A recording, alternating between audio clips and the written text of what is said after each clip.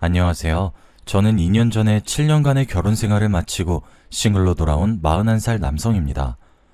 아내와 헤어지게 된 건 여러 가지 이유가 있겠지만 제가 어리석었기 때문이죠. 착하고 알뜰한 아내 말만 믿고 모든 걸 맡겼는데 결국 그것 때문에 가정이 파탄나고 말았습니다. 이혼 후에는 6살이 된 딸을 혼자서 키우고 있습니다. 아직은 어려서 아무것도 모르지만 딸이 자란 뒤에 엄마의 빈자리를 느낄까봐 그게 가장 걱정이 됩니다. 오늘은 곤히 자고 있는 딸의 얼굴을 가만히 내려보다가 엄마가 떠올라 이렇게 사연을 적어봅니다. 2년 전에 엄마에게 해서는 안 되는 짓을 저질렀거든요. 부모가 되어보니 엄마가 저 때문에 얼마나 많은 마음고생을 했는지 알 수 있게 되었죠. 제 아버지는 초등학교 3학년 때 아사고로 돌아가셨습니다. 그때부터 엄마가 외동아들인 저만 보고 살아오셨죠. 여자 혼자 저를 키우면서 고생도 많이 하셨습니다. 하지만 엄마는 강하고 억척스러운 여장부셨습니다. 아버지가 살아계실 때는 두 분이서 식자재 도매상을 운영하셨거든요. 그런데 아버지가 돌아가시자 엄마가 혼자서 직원들을 부리면서 장사를 하셨습니다. 엄마는 알뜰하기로는 둘째가라면 서러울 정도였습니다. 10원 한 장도 함부로 쓰지 않으셨지만 저희들보다 가난한 사람들을 보면 아낌없이 도와주셨어요. 매달 정기적으로 고아원에 후원을 하셨고 자선단체에도 기부를 하셨습니다. 제가 왜 기부를 하냐고 물어보니까 엄마가 이렇게 말씀하셨습니다. 기부는 조금이라도 여유 있으면 해야 하는 거야. 가난한 사람을 돕는 건 나라에서 하는 게 아니라 같이 살아가는 이웃들이 서로를 도와줘야 한단다. 그러면서 제게 친구가 가난해 보인다고 놀리면 안 된다고 몇 번이나 말씀하셨죠. 제가 장난으로 친구들한테 가난해서 그러냐고 놀렸다고 엄청 혼이 났었거든요. 엄마는 자식인 제겐 엄마셨지만 이웃들에겐 한없이 인자한 분이셨어요. 가정교육에 엄격한 엄마 덕분에 저는 한 번도 삐뚤어지지 않고 학창시절을 보내게 되었습니다. 대학까지 졸업한 뒤 선배가 운영하는 벤처회사에 들어가게 되었죠. 벤처회사의 대표는 대학 시절부터 친하게 지내던 동아리 선배였습니다. 고민하지 않고 취업 대신 창업을 선택할 정도로 괴짜라서 과 동기 애들이 또라이라고 부르기도 하였습니다. 그 선배가 술을 먹을 때마다 마음에 남을 만한 명언을 해서 열정 넘치는 후배들이 좋아했던 것 같습니다. 선배가 했던 명언 중에 제가 기억하고 있는 명언이 한 가지 있는데요. 세상에는 두 가지 부류의 사람이 있어. 이미 만들어 놓은 길을 따라서 가는 사람과 없는 길을 만들면서 가는 사람이지. 나는 후자를 택하겠어. 선배가 이 말을 남기고 정말로 회사를 차려서 깜짝 놀랐습니다. 역시 천재는 실천력마저 남다르다고 생각했죠. 컴퓨터 프로그램을 전공했던 선배는 대학 시절부터 획기적인 아이디어를 자주 내놓았습니다. 미혼 남녀를 연결해주기는 소개팅 어플이 아직까지 대세일 텐데요. 선배가 그 소개팅 어플의 시초자였습니다. 그래서 선배가 남 밑에 들어가서 일하는 것보다 자기가 생각해낸 아이디어로 돈을 벌 수 있었던 것 같아요. 지금이야 그런 어플들이 많이 있지만 그 당시에는 정말 말도 안 되는 소리라고 외면당했습니다. 얼굴 한번 본 적 없는 남녀가 만날 거라고 상상조차 못했던 거였죠. 오히려 사람들의 경계심이 더 심해질 거라고 여겨졌습니다. 회원들의 신상을 철저하게 관리하는 결혼정보 회사들조차 정보를 사고 파니까요. 악의적인 사기꾼들이 판을 치는 마당에 모바일 앱을 통해 배우자를 찾으려는 사람들은 없을 거라고 생각했습니다. 하지만 선배는 포기하지 않았고 실패를 거듭한 끝에 앱을 만들어냈습니다. 지금은 이 어플이 젊은 사람들한테 큰 인기를 끌고 있죠. 저는 선배가 이끄는 회사에서 광고 영업과 마케팅을 담당했습니다. 아는 지인들에게 조금씩 투자를 받아서 시작한 터라 서비스를 확장해야 했지만 자금 압박이 있어서 어떻게 해야 하나 고민이 됐었는데요. 그때 구세주가 나타났습니다. 저희 회사에서 만든 앱이 서비스를 개시할 때부터 유심히 살펴보던 대형 모바일 통신업체 관계자가 대규모 투자를 약속한 것입니다. 전부터 지켜봤는데 아이디어도 좋고 타겟이 젊어서 아주 좋네요. 미혼 남녀들을 대상으로 한 광고도 요즘 많이 나오고 있어서 탐이 납니다. 혹시 규모를 키워볼 생각은 없으신가요? 이 제안을 받은 순간 머릿속에서 빵빠레가 울리는 줄 알았죠. 선배도 신이 나서 대형 모바일 통신업체 관계자와의 미팅이 끝나자마자 환호성을 질렀습니다. 진호야, 이제 됐어. 우리가 진짜 해냈다고. 우리 돈방석에 앉을 일만 남았어. 이제 투자만 들어오면 다른 앱도 개발해서 우리 회사를 아주 유명한 전문 소프트웨어 개발업체로 키울 생각으로 부풀어 있었습니다. 그런데 한 달 뒤에 날벼락 같은 일이 벌어졌어요. 누군가 저희 회사 앱을 이용해서 의사를 사칭했단 겁니다. 사칭한 것도 모자라 여성들에게 사기를 치는 바람에 저희 회사가 고소를 당하고 말았죠. 나중에 밝혀진 바에 의하면 피해 여성이 20명이 넘었다고 합니다. 사기당한 금액이 30억이 넘어서 뉴스에 보도되기도 했는데요. 회사 대표인 선배도 경찰에 불려가서 조사를 받게 되었습니다. 얼마 지나지 않아서 사기범은 잡혔지만 저희 회사에 대한 악성 루머가 돌기 시작했습니다. 통신사 측에서 앱의 접속을 차단해버려서 약속했던 투자는 취소되고 말았죠. 이 계기로 회사는 얼마 버티지 못하고 문을 닫게 되었습니다. 직원들도 모두 떠나버렸는데 도대체 뭐부터 해결해야 할지 일이 손에 잡히지 않았어요. 선배와 저는 끝까지 버티려고 했지만 선배도 결국 포기하고 손을 들고 말았어요. 저는 취준생이 되자마자 의료기구 판매회사의 영업직으로 들어가게 되었습니다. 주로 개인 병원을 상대로 의료기구를 팔거나 이미 설치되어 있는 병원에는 유지보수와 관리를 해주는 업무였는데요. 의사들을 상대해야 하는 직업이라서 스트레스가 심하게 느껴졌습니다. 모든 의사들이 그런 건 아니지만 대체로 의사들이 자기보다 못한 사람들을 하찮게 보는 경향이 있더군요. 제가 관리하던 대형 내과병원 원장도 그런 사람이었습니다. 저한테만 유독 갑질이 심해서 그 원장을 볼 때마다 속이 부글거렸죠. 그 병원은 저희 회사에서 판매하는 검사 장비들을 여러 대 가지고 있어서 주기적으로 소모품을 교체하거나 점검했어야 했어요.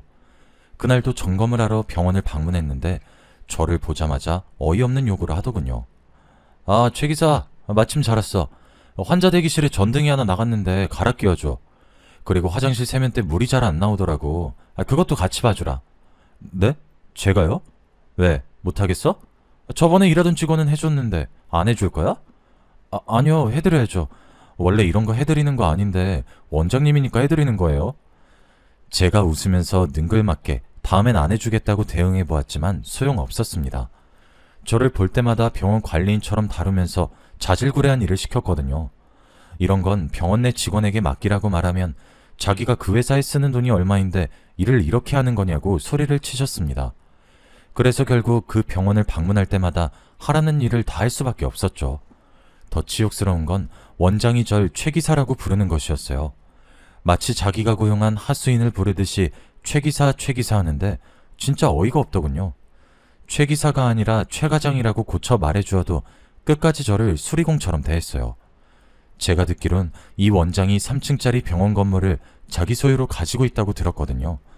그런데 구두쇠라서 병원 관리인도 두지 않고 청소부도 파트타임으로 두고 있다고 하더라고요. 원장은 정말 꼴도 보기 싫었지만 간호사들은 모두 천사 같았습니다. 제가 힘들어하는 걸 알고 은근히 위로해 주더라고요. 병원 안에서 무언가를 고치고 있으면 비타민 음료나 커피를 챙겨주었습니다. 그러다가 눈이 맞은 간호사가 한 명이었는데 이름이 최서영이었습니다. 서영 씨한테 원장에게 3층짜리 병원 건물이 있고 의사 중에서 제일 구두쇠라는 말을 전해 들었거든요. 원장 몰래 서영 씨랑 뒷담을 하면서 많이 친해졌던 것 같습니다. 그날도 서영 씨랑 커피를 마시면서 뒷담을 하고 있었는데요. 저희 원장님 성격이 놀부 같아서 많이 힘드시죠? 그런 사람 많이 만나봐서 괜찮아요. 돈 있고 성공한 사람들은 원래 그런 법이죠. 성공은 무슨? 뼈 빠지게 공부해서 의사 되면 뭐해요. 돈은 쌓아뒀다가 죽을 때까지 가지고 갈 모양인가 봐요. 이번 달부터 저희들한테 화장실 청소까지 시켰다니까요. 글쎄, 청소부한테 돈 쓰는 게 너무 아깝대요. 원장 뒷담으로 가까워져서 그런 걸까요? 볼 때마다 서영 씨가 편해지고 이야기도 더 많이 나누고 싶어지더라고요. 그래서 슬쩍 농담을 하면서 서영 씨한테 번호를 물어봤습니다. 서영 씨, 이러다 저도 잘리는 거 아니에요? 청소부도 자르는 마당에 저한테 주는 돈도 아깝다고 서영 씨한테 의료기구 점검 맡길까봐 걱정되는데 잘리기 전에 서영 씨 번호 좀 받아볼 수 있을까요? 당연하죠. 저 과장님도 잘리면 이 병원 그만둘 거예요. 월급도 너무 짜게 줘서 더 다닐 이유도 없거든요. 서영 씨가 제 농담에 까르르 웃으면서 번호를 주더라고요. 앞으로 서영 씨랑 연락할 생각에 너무 기뻤죠. 저는 그 뒤로 서영 씨랑 문자를 나누면서 서영 씨가 주말이면 배드민턴 동호회에 나간다는 사실을 알게 되었습니다. 그래서 저도 배드민턴을 좋아한다면서 동호회에 나가게 되었죠. 하지만 저는 어릴 때나 배드민턴을 쳐봤지 나이 먹어서 배드민턴 라켓을 잡아본 적이 없었습니다. 당연히 동호회에 들어가서 초보 실력을 그대로 드러내고 말았죠. 그 모습을 지켜보던 서영 씨도 제 마음을 눈치챘는지 장난스럽게 물어보았습니다. 솔직하게 말해봐요. 배드민턴이 좋아서 왔어요? 제가 좋아서 따라온 거예요? 들켰네요. 서영 씨랑 더 친해지고 싶어서 따라 들어왔거든요. 너무 많이 티났나 보네요. 제가 어색하게 웃어넘기니까 서영 씨가 제게 배드민턴을 가르쳐 주겠다고 나섰습니다. 다른 사람들이랑 배드민턴 칠 때에는 뭐 이런 따분한 운동이 다 있나 했는데 좋아하는 여성이랑 운동하니까 그렇게 신날 수가 없었습니다. 그 뒤로 따로 만나서 연습하고 같이 밥을 먹고 차를 마시다 보니 자연스럽게 데이트 코스를 밟게 되었습니다. 그렇게 2달 정도 썸을 탄 끝에 정식으로 연애를 시작하게 되었죠. 서영 씨랑 사귀던 와중 새로 나온 장비를 원장에게 팔려고 병원으로 가져왔습니다. 역시나 제 예상대로 원장이 거만한 표정으로 장비를 소개하는 저를 쳐다보고 있더군요. 그 눈길을 꿋꿋이 참아내고 정중하게 장비에 대해 설명해냈습니다. 원장님, 이번에 새로 출시된 혈액검사 장비입니다. 지금 갖고 계시는 건 너무 구형이라 새로 바꾸셔야 하는데 이번에 바꾸시면 잘해드리겠습니다. 어떻게 잘해줄 건데? 우선 소모품 같은 건 전부 무상으로 제공해드릴 거고요. 대금 결제도 특별히 장기 할부로 해드리겠습니다. 뭐? 장기 할부? 어이, 최 기사, 장사 하루 이틀 해? 그런 거 말고 비즈니스적인 관점에서 뭔가 나한테 돌아오는 게 있어야지. 네? 그럼 뭘 해드릴까요? 원장은 자기 의대 선후배들에게 업체를 홍보해 줄 테니 대가를 달라고 하더군요. 그런데 원장의 요구는 제가 결정할 수준이 아니었습니다. 생각보다 너무 많은 금액을 요구했거든요. 금액을 듣고 당황했지만 최대한 웃으면서 예의 바르게 거절했습니다. 네? 아이고 원장님, 그 금액은 좀 아닙니다. 다시 한 번만 생각해 주시면 안 될까요? 뭐? 투자라고 생각하고 바로 해줘야지. 바로 안 된다고 해? 이 정도도 못 해줄 거면 나가. 네가 멍청하니까 맨날 남들한테 굽신거리면서 사는 거야. 알겠어? 비즈니스맨은 거절도 못하나 봅니다. 원장은 저한테 거절당하자마자 인격적인 모욕을 주었습니다. 게다가 서영 씨 앞에서 그 꼴을 당했으니 너무 기분이 안 좋았죠. 제가 터덜터덜 힘없이 회사로 돌아가니 몇 분 뒤에 부장이 저를 부르더군요. 최 과장, 땡땡병원 원장이랑 무슨 일 있었나? 최 과장 말고 다른 사람을 보내달라고 하네? 네? 담당을 바꿔달라고 하셨다고요? 원장은 금전적인 요구를 들어줄 만한 담당이 오길 바랬나 봅니다. 자존심이 상하는 일이었지만 한편으론 잘된 일이라고 생각했죠. 서영 씨 앞에서 원장한테 무시당할 일은 없을 테니까요. 원장의 요구대로 제 담당 구역이 바뀌었습니다. 제 구역에 원장이 없어지면 마음이 한결 편해지더군요. 원장에게 쏟을 에너지를 서영 씨에게 쏟을 수 있어서 좋았습니다. 그렇게 서영 씨와 1년 정도 연애를 하다가 부모님께 서영 씨를 소개하는 자리를 가졌습니다. 저희 엄마가 관상에 관심이 많이 있어서 오목조목 따져보시는 걸 좋아하셨거든요. 서영 씨를 진지하게 만나고 있어서 엄마가 어떻게 보실까 기대가 됐습니다. 다행히 엄마가 서영 씨를 보자마자 마음에 들어 하시더라고요. 눈매가 아주 선하고 착해 보이는구나. 관상만 좋은 게 아니라 윗사람을 대하는 태도나 말투도 예의가 있고 가정교육을 제대로 받은 것 같아서 마음에 든다. 엄마가 좋은 사람인 것 같다고 칭찬하니까 저도 괜히 기분이 좋아졌습니다. 서영 씨와는 한 달 뒤에 결혼식을 올리기로 하고 결혼식 준비를 하고 있을 때였어요. 결혼식을 보름 앞두고 있는데 제가 대전지사로 발령이 나버리고 말았습니다. 하지만 이미 엄마가 마련해 놓은 아파트가 있었습니다. 저 혼자 대전으로 가기에는 제 아내가 된 서영 씨한테 미안했죠. 우리 아내를 두고 주말 부부로 지낼 수 없어서 대전에서 출퇴근하기로 결정했습니다. 하지만 아내는 결혼 후에 시댁살이를 자청했어요. 아니야, 우리 굳이 여기 살 필요 없잖아. 우리 신혼집은 전세로 돌리고 그 돈으로 대전에서 방 얻어서 지내. 대전에서 매일 출퇴근은 무리잖아. 나는 시댁으로 들어가서 어머님이랑 살게. 응? 정말로 시댁살이를 하겠다고? 당신 눈치 보일 텐데. 왜 눈치가 보여? 어머님이 나한테 뭐라고 한 적도 없는걸? 어머님 처음 만났을 때부터 친정엄마처럼 편했어. 어머님이라면 같이 살아도 좋을 것 같아. 당신이 그런 말 할 줄 몰랐는데 고마워. 대전 가서도 여유 있을 때마다 꼭 올라올게. 응, 여보. 나도 시간 날 때마다 내려가서 당신 보러 갈게. 안 그래도 우리 엄마 몸도 안 좋아서 걱정이었는데 고마워. 우리 엄마 케어해주느라 힘들 텐데 무리해서 안 내려와도 돼.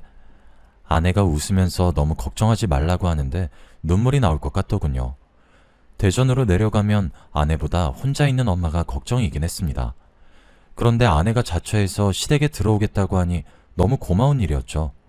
요즘 여자들은 시어머니의 시자만 들어도 경기를 한다는데 남편도 없이 시어머니를 모시고 같이 살겠다는 아내가 천사같이 느껴졌습니다. 게다가 아내는 엄마의 기분을 잘 맞춰주면서 며느리 노릇을 톡톡히 해냈습니다. 제가 주말마다 올라오면 엄마가 입에 침이 마르도록 아내 칭찬을 늘어놓았거든요. 아유, 잘 왔다. 내가 어제는 드라마 보다가 드라이브 가고 싶다고 말하니까 갑자기 차 끌고 인천 앞바다라도 보러 가자고 하는 거 있지? 나도 성격이 깐깐한 편인데 새 애기는 뭐 하나 내 눈밖에 나는 게 없더라. 음식도 잘하고 눈치도 빠르고 집안일도 완벽하게 잘 해내는데 진짜 내 딸이었으면 좋겠더라. 그 말을 듣는데 가슴이 찡해 오더군요. 아내는 결혼 후에 병원을 그만두고 엄마가 운영하는 식자재 도매상의를 거들고 있었습니다. 제가 병원을 그만두지 않아도 된다고 해도 엄마를 돕고 싶다고 했거든요. 말만 번지르르하게 잘하는 것이 아니라 가게 일을 하면서도 집안일도 빈틈없이 해서 엄마 마음에 쏙 들었던 겁니다. 연애할 때부터 아내가 착한 건 알고 있었지만 까탈스러운 성격의 엄마까지 완전히 사로잡게 될 줄은 몰랐습니다. 하긴 그 내과병원 원장하고 3년 넘게 일한 여자였으니까요. 당연히 야무지고 똑똑할 수밖에 없겠죠. 그렇게 엄마와 아내가 고부 갈등 없이 모녀 사이처럼 잘 지내니까 마음이 놓였습니다. 저는 아무 걱정 없이 일하는 데에만 신경 쓸 수 있었죠. 그러다 2년 뒤에 아내가 아이를 가지자 엄마의 며느리 사랑은 하늘을 찌를 정도가 되었습니다. 얘야, 이제부터 너는 아무것도 하지 말고 편하게 쉬면서 태교만 하거라. 네가 건강하고 마음 편해야 순산하는 법이다. 어머님, 저는 괜찮아요. 병원에서도 들어 누워있는 것보다 적당히 몸을 움직이는 게 훨씬 좋다고 했어요. 아니다. 이제부터 가게에 나오지 마라. 집안일도 가사도우미 부를 테니까 넌 가만히 있어. 아이, 정말 괜찮은데? 엄마는 눈에 넣어도 아프지 않을 아내를 위해서 지극정성을 다하셨어요. 그 덕분인지 아내는 예쁜 딸을 낳게 되었습니다. 저희 엄마가 아들이 아니라서 실망하실 줄 알았는데 첫째는 아들이어야 하는데 라고 중얼거리는 아내를 위로하고 있더라고요. 아유, 요즘 시대에 무슨 아들. 요즘 시애미들은 아들보다 딸을 원한다. 늙음하게 키우는 재미는 딸이 훨씬 나아. 그래도 아들 낳으면 어머니께서 더 마음 놓으셨을 텐데 아쉬워요. 아들이었으면 의지가 많이 되셨을 거 아니에요. 아니다. 난 너만 건강하면 됐다. 애야, 또 낳으면 되는 것이야. 엄마는 손녀를 낳아준 아내의 손을 잡고 눈물까지 글썽이셨어요. 그런데 아내를 보물처럼 아끼던 엄마가 달라지기 시작했습니다. 평소처럼 금요일 저녁에 아내와 엄마가 있을 집으로 올라왔는데요. 안방에서 아내 우는 소리가 들리길래 안방으로 가보았습니다. 그런데 그곳에서 엄마가 아내를 죽일 듯이 노려보고 있었습니다. 아내는 되역죄인처럼 무릎을 꿇고 고개를 숙이고 있었죠. 제 예상대로 울고 있는 사람은 제 아내였습니다. 어머님, 정말 잘못했어요. 한 번만 용서해 주세요. 용서? 네가 용서받을 수 있을 것 같아? 네가 양심이 있긴 하니? 엄마가 너무 차갑게 말하길래 우선 엄마와 아내를 떼어놓았습니다. 그리고 엄마에게 무슨 일이냐고 물어보았죠. 엄마, 도대체 무슨 일이야? 서영이가 무슨 짓 저질렀어? 넌 알 필요 없어. 엄마가 싸늘한 표정으로 안방에서 나가버리길래 이번엔 아내를 붙잡고 물어보았습니다. 한참을 울다가 겨우 울음을 그친 아내는 어이없는 말을 꺼내더군요. 어머님이 얼마 전부터 이상하게 화를 내셔.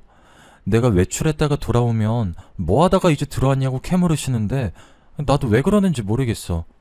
오늘도 친구들이랑 약속이 있어서 잠깐만 나갔다 온 건데 갑자기 화내시는 거야. 아내가 오랜만에 친구들을 만나서 수다를 떨다가 술을 마시게 되었다고 합니다. 진짜 맥주 한두 잔만 마시고 노래방에도 갔다가 집으로 돌아온 건데 엄마가 대뜸 소리부터 지르셨다고 하더군요. 너 지금이 몇 시야? 유부녀가 애는 팽개치고 어딜 싸돌아다니는 거냐? 죄송해요. 조금 늦었죠? 오랜만에 놀아서 정신이 없었나 봐요. 다음엔 더 일찍 들어올게요. 조금 늦어? 지금 밤 11시다. 11시가 조금 늦은 거야? 그리고 시애미가 말하는데 어디서 변명을 늘어놓는 거야? 아니, 저는 변명하는 게 아니라. 됐어. 앞으로 외출할 때마다 허락 맡아. 알겠어? 이런 식으로 아내의 말은 다 들어보지도 않고 바깥 외출을 허락받으라고 했다고 합니다. 우리 와이프는 신혼생활까지 포기하고 시댁살이하며 엄마를 정성껏 모셔왔는데 돌아오는 건 구박과 냉대였다고 하죠. 그 생각이 들자 갑자기 서러워져서 눈물이 나왔다고 합니다. 전 이해할 수 없었어요. 제가 아는 엄마는 아내가 친구들이랑 술을 마시고 늦게 들어왔다고 며느리를 모질게 대할 뿐이 아니었거든요. 그래서 다음날 엄마에게 물어보았습니다. 엄마, 어제 설마 집에 늦게 들어와서 그렇게 혼낸 거야? 유부녀는 집에서 애만 봐야 하는 건 아니잖아. 어쩌다 한 번씩 친구들 만나서 술도 마실 수 있는 건데 왜 그랬어? 아무것도 모르면 넌 가만히 있어. 내가 모르는 게 뭔데? 숨기지 말고 말해줘봐. 넌 몰라도 되는 일이라고. 내가 알아서 할 테니까 신경 쓰지 마. 아내 역시 똑같은 말을 했습니다. 그렇지만 신경을 안 쓸 수가 없었죠. 집안 분위기는 그야말로 시베리아 벌판처럼 싸늘해져 있었거든요. 예전이랑 다르게 엄마와 아내가 한마디도 하지 않았고 엄마가 아내를 쳐다보는 눈빛이 너무 무서웠습니다. 아내를 딸같이 생각하며 늘 미소 짓던 때가 생각나지 않을 정도로 엄마가 아내를 볼 때마다 얼굴을 찡그렸고 조금만 잘못해도 소리를 지르셨습니다. 저는 둘 사이에 끼어서 이유도 모르고 미칠 지경이었죠. 그런데 몇 달 뒤에 뜻밖의 일이 생겼습니다. 엄마 위에서 종양이 발견됐다는 것이었어요. 조직검사 결과 악성 종양이라 그냥 놔두면 암으로 변할 수 있다고 위의 일부를 잘라내야 했습니다. 얼른 휴가를 내고 엄마와 같이 병원에 가보니 의사 선생님도 이를 발견한 게 천만다행이라고 하셨죠. 조기에 발견해서 다행입니다. 위를 조금 잘라내긴 해야 하지만 나중에 생활하시는데 큰 불편함은 없으실 거예요. 엄마랑 저는 위를 얼만큼 잘라내야 되냐, 잘라내도 잘 먹을 수 있냐, 별 걱정을 다 했지만 의사는 웃으면서 안심하라고 했습니다. 다행히 수술이 잘 끝났고 엄마는 한 달에 한 번씩 병원을 다니는 것 외에는 큰 움직임이 있어서는 안 됐습니다. 그래서 운영하던 도매상도 믿을 만한 지인에게 맡겨버렸죠. 수술을 하고 회복 중인 환자여서 그런지 엄마는 전보다 아내에게 신경질적으로 대했습니다. 사소한 일에도 화를 내는 건 기본이었고 쌍욕을 하는 일도 빈번했습니다. 그때마다 아내가 고개를 숙이고 눈물을 흘리자 보다 못한 제가 나서서 엄마에게 따지게 되었습니다. 엄마, 왜 자꾸 그러는데? 왜 며느리 못 잡아먹어서 안달이냐고. 전혀는 욕먹어도 싸. 그리고 넌 가만히 있으라니까. 넌 아무것도 모르면서 왜 제 편 드는 거니? 엄마가 이번에도 아내를 몰아세우면서 왜 그러는지 이유는 말해주지 않았습니다.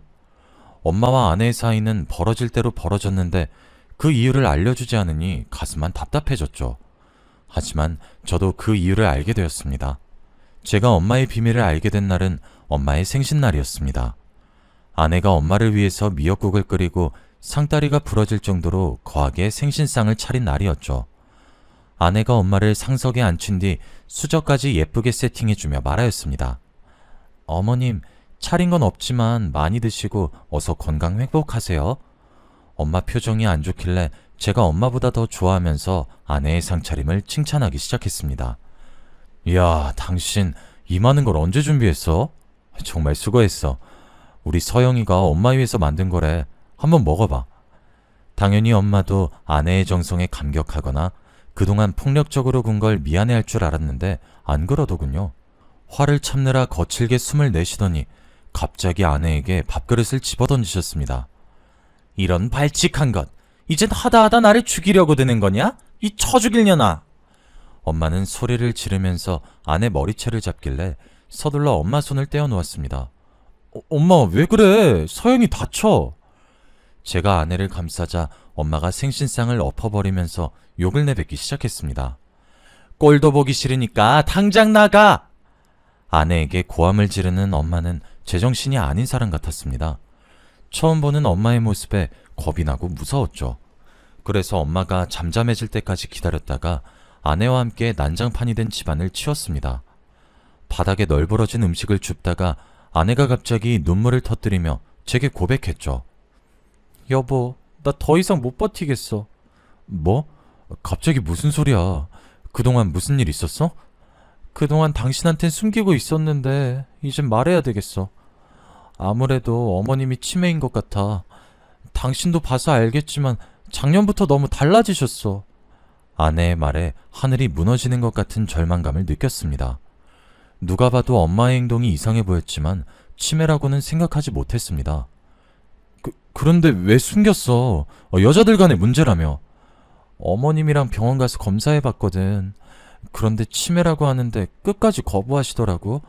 의사가 돌팔이 같다면서 당신한테 말하면 혀 깨물고 죽어버리겠다고 하는데 어떡해. 제가 집에 없을 때 엄마의 증상이 더 심해져서 고민이었다고 합니다. 엄마도 숨기고 싶어하고 어차피 말해봤자 요양원에 보내는 방법밖에 없어서 말하고 싶지 않았다고 하네요. 결국 아내도 지쳤는지 치매 클리닉에 보내보자고 하였습니다. 지금 당장 입원시키자는 거 아니야. 어머니가 어떤 상태인지 알아야 할 것 같아서. 나도 정말 이런 말 하고 싶지 않았는데 너무 힘들어서 버티기 힘들었어. 알았어 여보, 울지 마. 내가 봐도 엄마가 이상해진 것 같아. 당신 말대로 한번 해보자. 당연히 저는 엄마에게 치매 검사를 해보자고 요구했죠. 엄마는 둘이서 속닥거리더니 도대체 무슨 말을 한 거냐며 펄쩍 뛰며 치매가 아니라고 주장했습니다. 뭐? 치매? 그년이 시킨 거지? 나를 치매 걸린 노인으로 몰아세워서 가둬버리려고 수작 부리는 거 다 알아. 못 가. 난 절대 그런데 못 간다고. 엄마, 제발 이러지 마. 엄마가 치매가 아니라면 갑자기 화내고 이런 이유를 말해줘야 할 거 아니야. 며느리가 왜 싫은데? 왜 나쁜데? 그게 진호야. 아니, 네가 전현한테 속고 있는 거야. 전현이 글쎄. 엄마가 무언가 말씀하시려던 순간이었어요. 그때 갑자기 우당탕 쓰러지는 소리가 들리길래 서둘러 거실로 나가보았습니다. 아내가 그동안 쌓인 스트레스 때문인지 쓰러져 있더라고요. 쓰러지면서 서랍을 밀쳐내서 물건이 떨어지고 액자가 깨져 있었습니다. 여보, 괜찮아? 지금 왜 이러는데? 제가 얼른 아내를 흔들어 깨워보았지만 일어나지 못했습니다. 그래서 얼른 119에 전화를 걸었죠. 그런데 엄마는 쓰러진 아내에게 엄살이다, 연기하는 거다 폭언을 내뱉고 있었습니다. 아내에게 쏟아진 욕짓거리를 듣는 순간 이성의 끈이 뚝 하고 끊어지고 말았죠. 엄마, 그냥 병원 입원해. 엄마가 지금 이런 식으로 행동하면 나 엄마랑 같이 못 살아. 뭐? 진호야, 네가 천연한테 속고 있는 거야. 난 정상이야. 이러지 마. 거기 들어가면 난 죽어. 끝까지 아내를 탓하고 욕하다니 더 이상 엄마 편을 들 수 없었습니다. 그 길로 구급차에 아내를 태우고 요양원에서 온 구급차에 엄마를 태웠는데요. 엄마는 저를 붙들고 아내가 바람을 펴서 그랬다고 애원했지만 듣지 않았습니다. 저는 요양원 직원들과 같이 엄마를 구급차에 태워버렸죠. 게다가 검사 결과가 나왔단 문자를 보고 병원에 가보니 엄마가 치매라고 했습니다. 치매가 확실한가요? 다시 한번 검사해보는 건 안 되죠? 다시 할 필요도 없습니다. 원래 치매 환자들의 가장 큰 특징이 자기는 절대 치매가 아니라고 하는 거거든요. 그것만 봐도 어머님의 치매 증세가 상당히 진행된 것 같습니다. 담당 의사는 엄마에게 입원이 필요하다면서 입원과 관련된 여러 가지 서류를 보여주었습니다. 저는 그 서류들에 사인을 해주었죠. 그리고 집으로 돌아가 아내와 술 한잔하면서 진지한 대화를 나누었습니다. 여보, 그동안 고생 많았어. 난 그것도 모르고 당신 오해했잖아. 아니야, 돈 버는 당신이 더 힘들지. 우리 어머니니까 당연한 거라고 생각하고 참아왔어. 엄마 증상이 좋아지면 2주 만에 퇴원하기도 한데 만약에 우리 엄마 퇴원하더라도 잘 부탁해. 많이 힘들면 내가 대전 사는 곳으로 엄마 모시던가 할게. 괜찮아. 괜히 사는 환경 바뀌면 어머님한테 더 안 좋을 거야. 당신은 어머님 걱정하지 말고 일만 열심히 해. 여보, 진짜 고마워. 당신이 아니었으면 버티기 진짜 힘들었을 거야. 진짜로 아내 아니었으면 일부터 그만두고 엄마를 돌봤을 겁니다. 좋은 아내를 둬서 다행이었죠. 그래서 저는 아내만 믿고 대전으로 내려와 일을 하고 있었습니다. 그런데 보름 뒤에 엄마에게서 충격적인 문자가 날라왔습니다. 그걸 보는 순간 너무 놀라서 아무 생각도 안 들더군요. 그저 덜덜 떨리는 손으로 엄마에게 전화를 걸 수밖에 없었습니다. 문자 확인했니? 그게 그년의 본 모습이야. 우리 손녀딸 생각해서 이혼할까봐 죽을 때까지 입 다물고 있으려고 했는데 이젠 사실을 밝혀야 되겠다. 안 그러면 내가 그년 손에 죽게 될 테니까. 그 말을 듣자마자 바로 회사에 휴가를 내고 요양원으로 달려갔습니다. 병실에서 만난 엄마는 아주 평온하기 그지없었죠. 표정이며 말투까지 제가 알고 있는 엄마의 모습이 맞았습니다. 제가 멍하니 엄마를 바라보고 있으니 엄마가 앉으라며 옆에 있던 의자를 내어주었습니다. 긴 이야기가 될 테니 우선 앉아봐라. 그날 엄마에게 그동안 무슨 일이 있었는지 모두 듣게 되었습니다. 아내에게는 내연남이 있었던 것이었습니다. 엄마가 그 사실을 알게 된 건 손녀딸을 보게 된 후부터라고 했죠. 언젠가부터 외출이 잦아지고 남자와 전화통화를 자주 하고 있어서 이상하게 생각하고 있었다고 합니다. 그러던 어느 날 아내가 저녁 준비를 하는 동안 휴대폰으로 온 문자 메시지를 우연히 보게 되었다고 하죠. 남자가 사랑한다고 보낸 메시지를 보고 엄마는 외출한 아내를 몰래 따라 나섰습니다. 그리고 진짜로 아내가 내연남과 만나고 있는 것을 보고 아내를 불러서 추궁했다고 하는데요. 아내가 다른 남자도 아닌 전에 일했던 병원 원장과 내연 관계를 가지고 있었습니다. 그 원장은 저를 최 기자라고 갈구면서 갑질하던 놈이었죠. 내가 얼마나 무시당했는지 알고 있었으면서 그런 놈이랑 불륜을 저지르다니. 제가 분노에 휩싸여 입술을 꽉 깨물고 있자 엄마는 아내의 불륜을 제게는 비밀로 하고 덮어주기로 했다는 사실도 이야기해 주었습니다. 아내한테 지금이라도 정신 차리면 용서해 주겠다고 한 거죠. 우리 손녀딸 불쌍해서 가정 깨지는 걸 못 본다. 우리 아들 성격 알지? 네가 바람핀 거 하는 순간 봐주는 거 하나도 없을 거야. 바로 이혼 소송 걸 놈이니까 지금부터 정신 차려. 그럼 진짜 없었던 일로 해주마. 네, 어머님, 정신 차리겠습니다. 다시는 그 사람 만나는 일 없을 거예요. 하지만 아내가 얼마 지나지 않아 그놈을 만나서 이사단이 난 거겠죠. 엄마가 그럴 때마다 아내를 불러서 야단을 쳤다고 합니다. 아내는 혼날 때마다 눈물을 흘렸지만 하는 짓을 보아하니 거짓 눈물인 것 같았습니다. 짜증나게. 재수없게 또 걸렸다니까? 이번 주 못 만날 것 같아. 당분간 조심하자. 엄마의 눈을 피해서 계속 그놈을 만났고 엄마는 모든 걸 알고 있었지만 제 가족만은 지키려고 말하지 못했던 겁니다.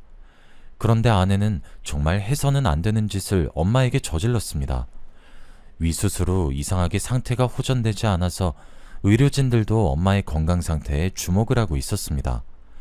그런데 의사는 엄마의 몸 상태를 검사해 보더니 식사 준비를 누가 했는지 물어보더군요.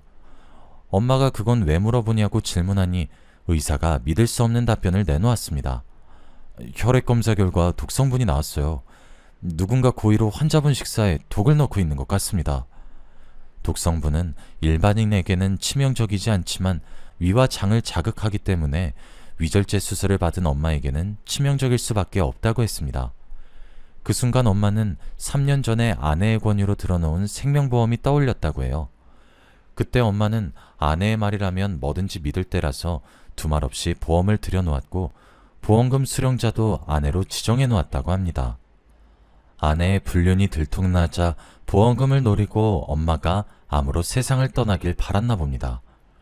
엄마는 증거를 찾으려고 아내의 휴대폰을 뒤져보았고 아내가 의사인 내연남이 준 독성분을 엄마의 식사에 넣고 있었던 사실을 알게 되었다고 해요. 그래서 엄마는 아내가 차려준 독이 든 생신상을 엎어버렸던 겁니다. 저는 그런 줄도 모르고 아내 말만 믿고 엄마가 치매 환자라며 요양원에 보내버렸네요. 너무 모자란 놈이라서 그랬다며 울면서 엄마에게 용서를 빌 수밖에 없었습니다. 엄마, 정말 미안해. 내가 너무 어리석었어. 내가 바보같이 아내 말만 믿고. 아니야, 너를 속인 내 잘못이 더 크다. 그냥 이혼하라고 다 말해버릴 걸 그랬어. 그런 쓰레기 같은 년을 뭐하러 용서하려고 했는지. 엄마랑 제가 이런 이야기를 나누고 있는데 때마침 아내가 나타나더군요. 병문안을 왔다며 도시락을 싸온 모습을 보고 아내의 뺨을 있는 힘껏 후려갈기고 말았죠. 여보, 지금 뭐 하는 짓이야? 왜? 이 도시락에도 독 넣어가지고 왔니? 우리 엄마 먹이려고? 이런 쓰레기 같은 년. 네가 이런 짓을 하고도 사람이야? 사람이냐고! 제가 윽박지르자 아내가 아무 말도 못하고 벌벌 떨기만 했습니다. 나중에는 제발 신고만 하지 말아달라며 돈으로 협의를 보자고 하더군요. 제가 돈이 아무리 공해도 이런 여자의 돈을 받을 수 없죠. 그래서 저는 그런 아내의 얼굴에 이혼소송 서류를 준비하여 던져버리고 말았습니다. 아내뿐만 아니라 인간 같지 않은 내연남도 작살내 주었죠. 제가 신고도 하고 커뮤니티 사이트에 글을 올리니 동네의 소문이 쫙 퍼졌습니다. 당연히 그놈 가정은 파탄이 났고 경찰 조사 받으면서 의사면허도 취소되었다고 하네요. 제 아내도 그놈이랑 같이 구속될 거라고 합니다. 당연히 저희 엄마는 요양원을 나와 저와 대전에서 지내고 있습니다. 저희 엄마가 건강을 완전히 회복하셔서 손녀딸을 돌봐주시고 있는데요. 저도 열심히 돈 벌면서 무럭무럭 자라는 딸 모습 보는 재미로 살고 있습니다. 엄마는 그때 일은 잊어버린 지 오래라고 하지만 저는 엄마를 요양원에 가둬버린 그때가 잊혀지지 않습니다. 세상 누구보다 소중한 사람인데 그 사람을 믿지 않고 벼랑 끝으로 내몰았다는 생각이 드네요. 저와 엄마를 이렇게 만든 놈들이 징역을 살고 나와 잘 살까봐 잊혀질 때쯤 여러 사이트에 사연을 써붙이고 있습니다. 저는 그놈들이 잘 지내지 않았으면 좋겠거든요. 그래도 오늘은 이만하고 복수글을 줄여볼까 합니다. 여러분은 부디 이런 일 없이 행복하게 지내시길 바랍니다.